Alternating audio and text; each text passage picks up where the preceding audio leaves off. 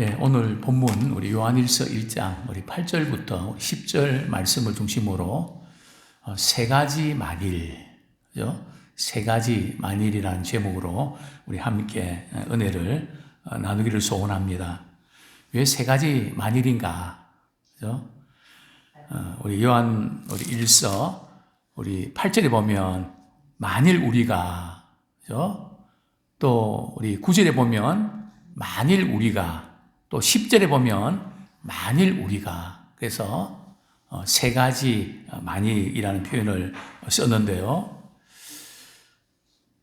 먼저 우리 성경을 읽어갈 때에 전후 문맥을 이렇게 연결시키는 작업이 대단히 필요합니다. 사도 바울은, 사도 베드로는 우리 성도들에게 우리의 사귐은 아버지와 하나님의 아들과의 사귐이다. 사귐을 강조하고 있단 말이죠. 그런데 하나님과 우리가 사귀는데 그것을 가로막는 뭔가 하나님과의 거리가 생기고 또 성도들과의 또 관계도 서먹서먹해지고 그래 관계를 이렇게 막히게 하는 것이 있다는 거죠. 그게 뭘까요? 그게 바로 죄 문제라는 겁니다. 죄가 막히면 하나님과의 사귐에서 문제가 생기고요. 또 서로가 사귀는데도 문제가 생깁니다. 그래서 우리를 불편하게 만드는 그런 부분들을 우리가 발견하고 그걸 해결해야 된다. 이것이 오늘 본문의 핵심이죠. 자, 그런데 첫 번째 만일이 뭡니까? 우리 요한일서 1장 우리 8절에 보면 만일 우리가 죄가 없다고 말하면 어떻습니까? 우리 가운데 나는 죄가 없는데 이런 분들이 있을까요? 아마 그런 분들은 한 분도 없을 겁니다. 여기 계신 분들은 다 나는 하나님 앞에서 참 죄인이에요. 이것을 고백을 할 겁니다. 그런데 죄가 없다고 생각되는 시점이 있단 말이죠. 우리 신앙생활 오래 하다 보면 내 죄를 다 예수님께 고백하고 내가 제사함 다 받았는데, 그리고 말씀대로 살려고 애를 쓰는데 남들처럼 난 뭐 이런 것도 안 하고 저런 것도 안 하는데 나만 아는 사람이 있으면 나보라 그래. 우리 자신도 모르게 나는 죄가 없고 나 괜찮아. 너 당신이 문제지. 나는 괜찮아. 그게 바로 이제 바리새인 쪽으로 가는 거거든요. 바리새인들이 믿음 생활 바로 하려고 애를 썼지만 어느 시점에서 다른 사람과 자기 신앙을 비교하면서 나는 문제 없어. 나는 죄가 없어. 이렇게 될 수 있다는 거죠. 두 번째로 어떤 사람이 나는 죄가 없다 이렇게 말할까요? 하나님과 늘 교제하고 사귀지 않는 사람들은 말이죠. 그 죄를 짓고도 그게 죄인 줄 모릅니다.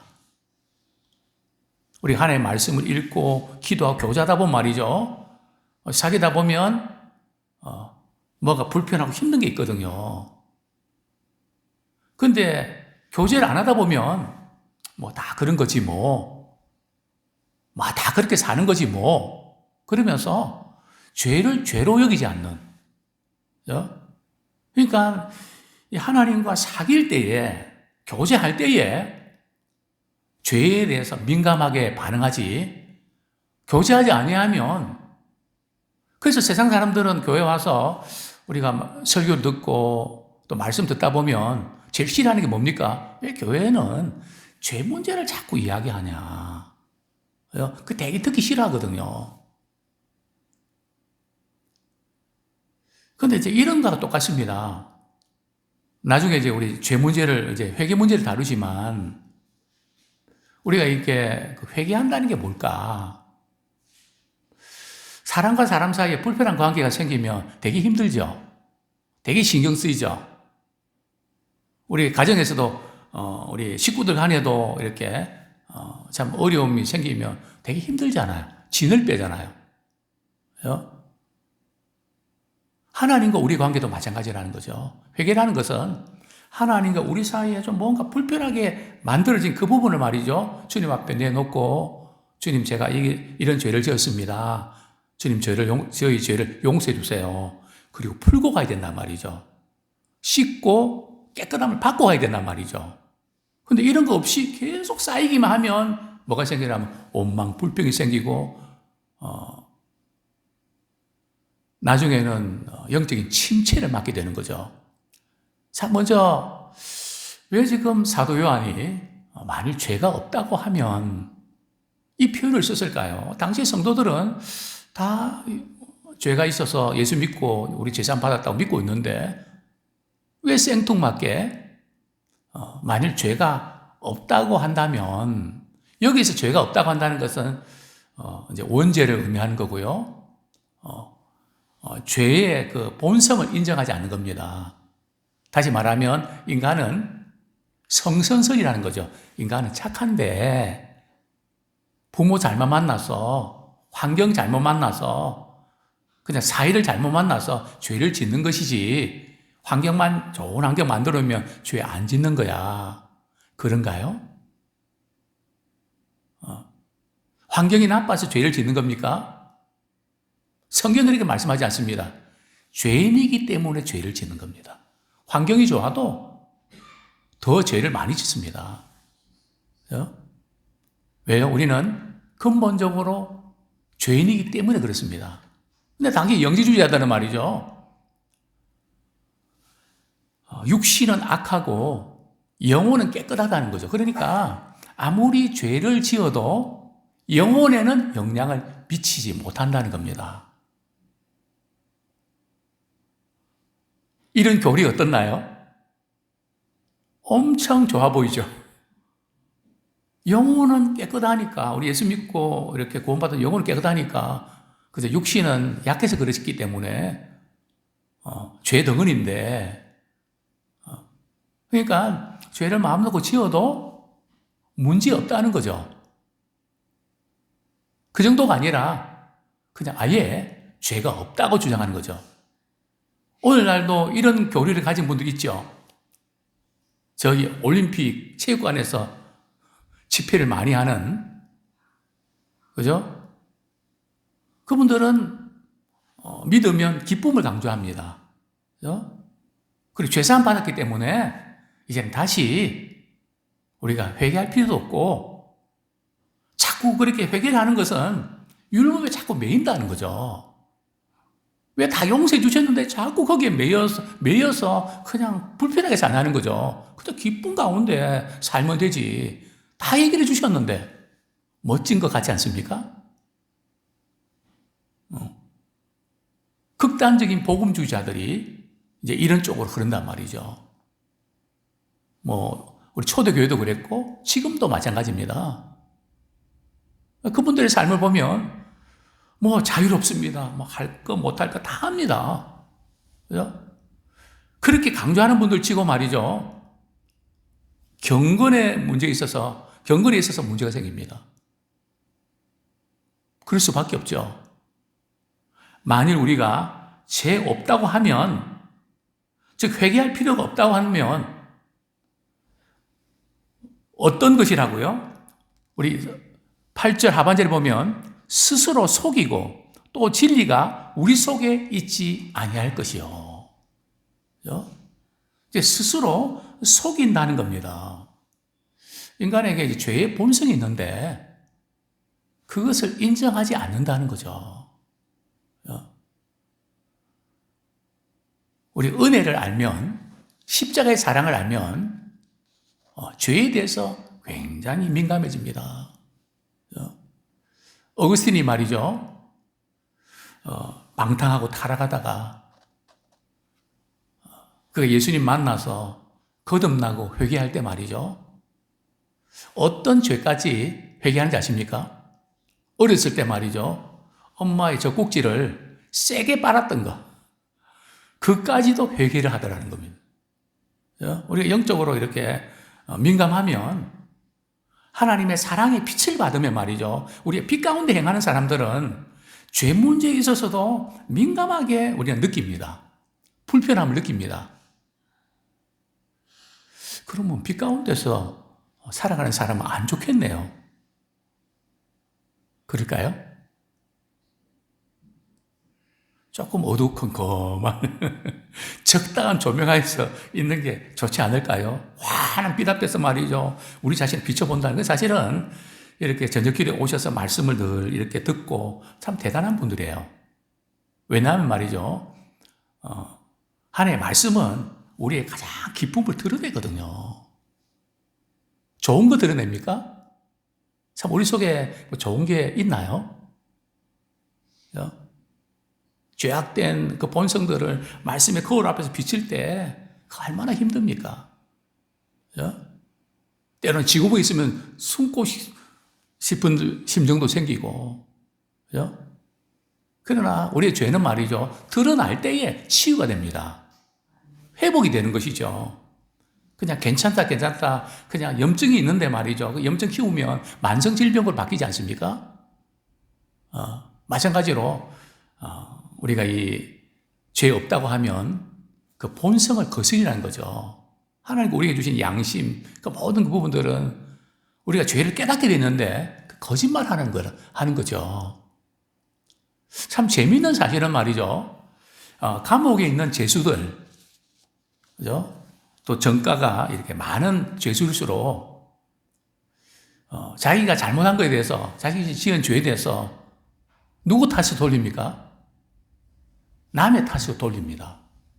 그리고 그들은 한결같이 자기는 죄가 없는데 누구 때문에 이렇게 됐다, 이런 쪽으로 간다는 겁니다. 그죠? 하나님과 사귐이 끊어지면, 단절되면 죄가 죄인 줄 모르고 죄 속에서 뒹군단 말이죠. 자기를 속이는 것이다. 그죠? 그리고 결정적인 것은 뭐가 문제가 되죠? 진리가 그 안에 거하지 못한다. 굉장히 심각한 문제입니다. 우리는 그저 진리가 그 안에 거하지 못하는가 보다. 그게 뭐지? 말씀이 안 들어온다는 거예요. 말씀이 막힌다는 거예요. 뭔가 들어올 것 하다가 옆으로 샌단 말이죠. 우리 그리스도인들은 진리가 우리 안에 거해야 돼요. 그리고 진리의 말씀이 생각나야 돼요. 그래서 그 진리의 말씀 안에서 우리 어떤 상황을 판단할 때에 거기에 입각해서 우리가 판단하고 결정해야 된단 말이죠. 근데 이게 안 떠오르면 자기 생각대로, 자기 감정, 자기 기분대로 하고 말죠. 아무쪼록 오늘 저녁에 오신 사랑하는 우리 성도님들, 하나님과의 깊은 사귐 가운데 진리 안에 거하기 원합니다. 진리 안에 거한다는 그분의 사랑 안에 거하고 그분 안에 거하는 거거든요. 이것이 최고의 복입니다. 자, 두 번째로 좀 다루고 싶은 부분들은 이제 세 번째 만일인데요. 우리 10절 말씀 먼저 읽겠습니다. 시작. 만일 우리가 범죄하지 아니했다 하면 하나님을 거짓말하는 이로 만드는 것이니 또한 그의 말씀이 우리 속에 있지 아니하니라. 자, 첫 번째, 우리 만일 우리가 죄가 없다고 하면 이거하고 조금 비슷한 것 같지 않습니까? 뭐가 다를까요? 세 번째는 범죄하지 아니했다. 첫 번째는 죄는 죄대 죄의 본성이고요. 그리고 세 번째 만일 우리가 범죄라는 것은 죄악된 행위를 말합니다. 그죠? 그 죄가 행동으로 표출되는 것을 말하는 거죠. 그죠? 나 아무 죄도 안 지었어. 나 죄를 지은 적이 없어. 그렇게 말하는 것은 하나님을 거짓말쟁이로 만든다는 거죠. 이게 무슨 뜻일까요? 나는 범죄하지 않았다 그러면 왜 하나님을 거짓말하는 자로 만드는 걸까요? 우리 성경 말씀 한 구절 보겠습니다. 우리 로마서 3장 3절. 로마서 3장 3절.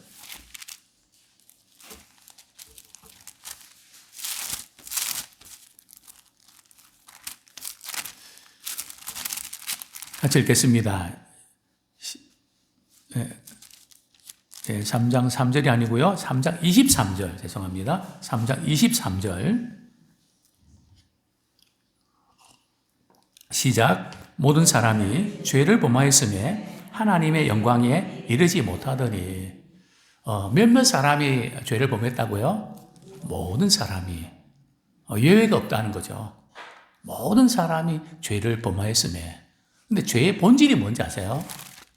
뭐 나쁜 말하고 마음 상한 말하고 뭐 이런 부분도 우리 죄지만 성경에 말씀하고 있는 죄의 이 본질은 뭔가 말이죠? 하나님께 영광 돌리지 않는 삶의 방식이 죄입니다. 우리 하나님께서 우리를 창조하신 목적이 뭡니까? 하나님께 그분께 영광 돌리기 위해서 우리를 창조하셨잖아요. 그러니까 우리가 주부든 직장인이든 우리 부모든 우리 사회인이든 우리 어디든지 누구의 영광을 위해서요? 하나님의 영광을 위해서 살아가는 삶의 방식을 가져야 되는데 그게 자기 영광을 위해서, 자기 이익을 위해서 그쪽으로 간다면 그게 죄라는 거죠. 대단히 중요한 그런 부분들입니다. 또 우리 예레미야 31장 우리 34절 한번 보겠습니다. 예레미야 31장 34절.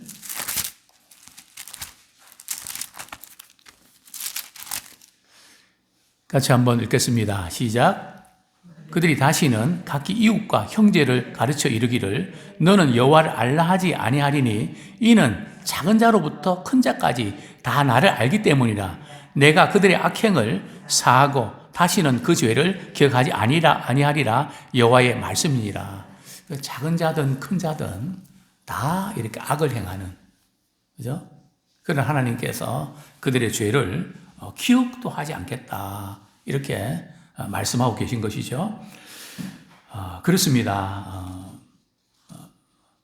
죄를 죄로 여기지 않는 것이 바로 범죄라는 거죠. 그런데 우리는 자꾸 이제 죄의 어떤 경중을 따져서 어떤 것은 죄라고 생각하지만 어떤 것은 죄라고 생각 안 하고 가볍게 여기는 그런 경향이 있는데요.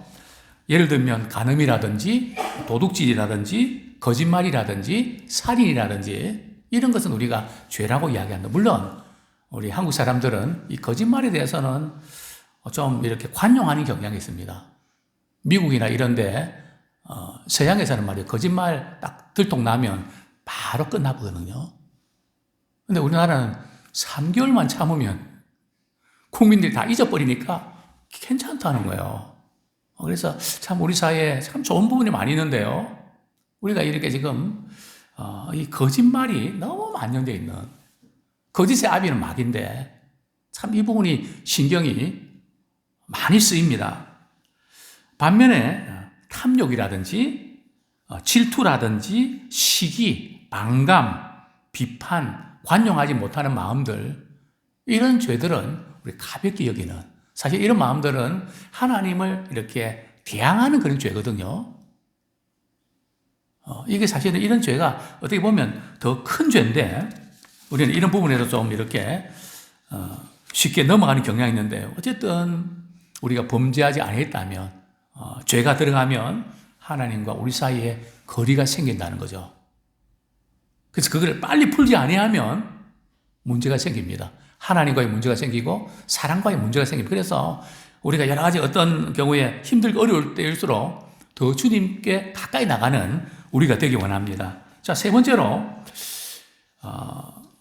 이런 죄와 이 범죄가 우리 생각날 때, 우리 하나님의 말씀에 거울에 비추면 우리의 지은 죄가 드러나게 돼 있거든요. 그런 죄가 드러날 때에 우리는 어떻게 해야 될까요?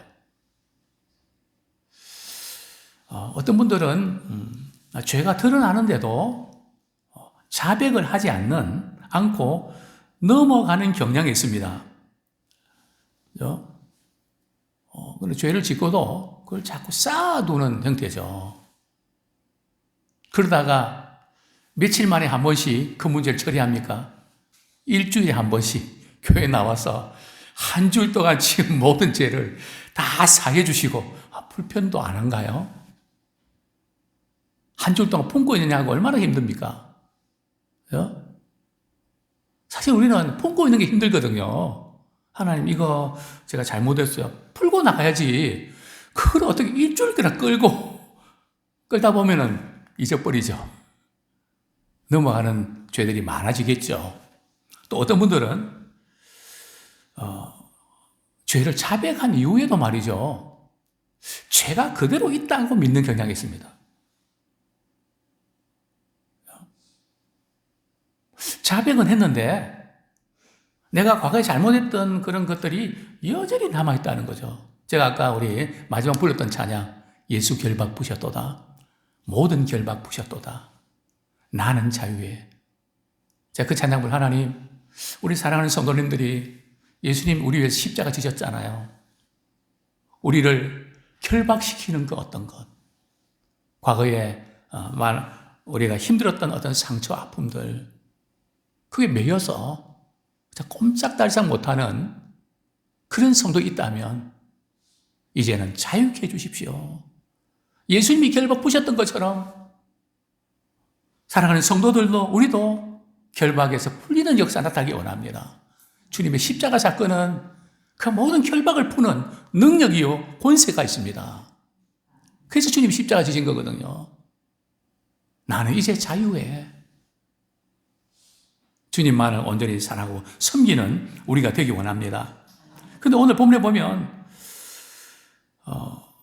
만일 우리가 우리 죄를 자백하면 그는 미쁘시고 위로우사 우리를 모든 불의에서 우리 죄를 사하시며 우리를 모든 불의에서 깨끗하게 하실 것이요. 자, 우리가 죄를 자백하면 어떤 죄만 용서받나요? 내 죄는 용서받지 못한 건가요? 내 죄는 내가 용서 못하나요? 어떤 분은 이렇게 믿는 분도 있습니다. 목사님, 예수 믿기 이전에 지은 죄는 예수님 믿고 다 용서 받았는데요. 예수 믿고 난 이후의 죄는 용서가 되나요? 어떻습니까? 그러면서 하는 말이 제가 용서 못해요. 주님이 용서해 주셨다는데 자기가 못한대요. 되게 양심적이죠. 그래서 계속 용서받지 못한 마음으로 슬퍼하며 살아가는 분들이 종종 있단 말이죠.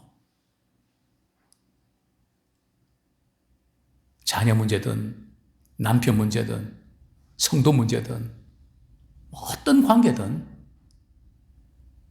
우리가 우리 죄를 자백하면 우리가 어떻게 느끼는가가 중요하지 않아요.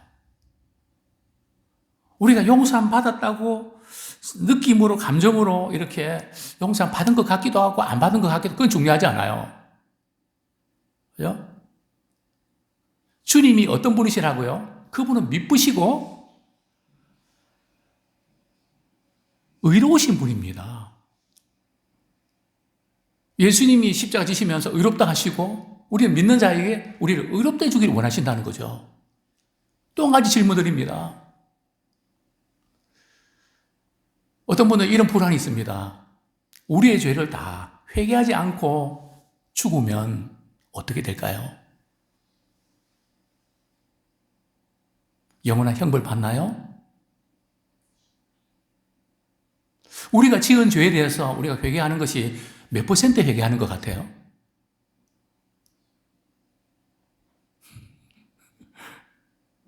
잊어버리는 거 많겠죠, 그죠? 그죠? 그래서 우리가 이제 이런 기도하잖아요. 하나님, 알고 지은 죄, 모르고 지은 죄 다 용서해 주세요. 왜냐면 그게 조금 걸리거든요. 그죠? 물론 우리가 회개를 철저히 하는 거 맞습니다. 그러나 우리 주님은 우리의 죄를 용서해 주시기 위해서 십자가 지시고 그분을 믿는 우리에게는 우리의 죄를 용서해 주시죠. 그죠? 좀 어떤 거 못하고 어떤 거 하고 그것 때문에 너는 까먹은 게 있잖아. 고죄 때문에 너 지옥 가야 돼. 아니요. 다만 우리가 죄를 철저히 회개하는 것은 하나님과의 관계가 막히니까 구원의 기쁨도 사라지고 불편하고 그래서 그런 겁니다. 그죠? 그래서 주님은 늘 우리의 죄를 주님 앞에 나가서 회개하면 모든 불의에서 이제 우리가 우리 스스로 말이죠. 이건 안 된다는 그것을 내려놓으셔야 됩니다. 주님은 모든 불에서 깨끗하게 주신다는데 왜 우리는 골라서 주님이 용서해 준다고 생각합니까? 통일의 문선명이 말이죠. 바로 그거 치고 들어온 거거든요. 예수님 믿기 전에 지은 죄는 예수님이 다 용서해 주시고, 예수님 믿고 난 이후에 지은 죄는 누가 용서해 주겠냐는 거죠. 바로 문선명 씨가 그 사명을 하나님께 맡기셨다는 거죠. 기가 막힌 거 아닙니까? 아주 예리합니다. 그러나 우리 예수 믿기 전이든 믿은 후든 우리가 주님 앞에 우리 죄를 자백하면, 이 자백한다는 것은 어떤 걸까요? 이 자백이 잘 돼야 되거든요. 자백한다는 그냥 말로 하나님 죄 잘못했어요 이렇게 넘어가는 게 아니에요. 자백한다는 것은 그 죄에 대해서 철저히 그 죄를 인정한다는 겁니다. 그것 때문에 마음이 상해야 된다는 거예요. 상한 심령이 그런 거거든요. 죄 때문에, 하나님과의 불편한 그 관계 때문에 상해야 돼요. 그죠? 우리가 사람 사이에도 이렇게 불편하면 그것에 마음 상하잖아요. 그죠? 우리 상한 심령은 바로 그거거든요. 우리 죄에 대해서 주님이 우리를 깨끗하게 주셨는데 이 죄가 들어갈 때는 마음 상한단 말이죠. 그리고 또 우리가 자백한다는 것은 그냥 이렇게 하나님 잘못했어요 하고 또 죄를 지으면 되지, 죄를 붙잡고 자백한단 말이죠. 그죠? 자백한다는 것은 죄를 버린다는 겁니다. 그것을 포기한다는 겁니다. 그죠? 동이 새에서 먼 것처럼 옮겨버린 것처럼 우리는 철저하게 그렇게 자백하는, 물론 우리가 때로는 지속적으로 자백하면 안 되나요? 괜찮습니다. 그죠? 언제든지. 그죠? 우리가 주님 앞에서 부족하면 주님 제가 이게 잘못했어요. 그러면 주님은 모든 불의에서 우리를 깨끗하게 사해 주세요. 그죠? 더 그것 가지고 계속 또 새삼스럽게 묶이지 마시고요. 늘 주님 안에서 깊은 사귐과 고백을 통해서 회복이 되는 우리 모두가 되기를 소원합니다. 시간 관계 때문에 제가 말씀을 읽겠습니다. 이사야 1장 18절에 보면 오라 우리가 서로 변론하자. 너희의 죄가 주홍같이 붉을지라도 눈과 같이 희어질 것이요 진홍같이 붉을지라도 양털같이 희게 되리라. 또 어떤 찬송가 가사에 이런 내용이 있습니다. 나를 절망으로 유혹하며 내 안에 있는 죄에 대해 나에게 말할 때에 사단이 말이죠. 나는 위를 우러러 거기 계신 그분을 보내 그분이 나의 모든 죄를 청산하셨네. 아무쪼록 주님과의 깊은 사귐을 통해서 참된 축복을 누리는 우리 모두가 되기를 축원합니다.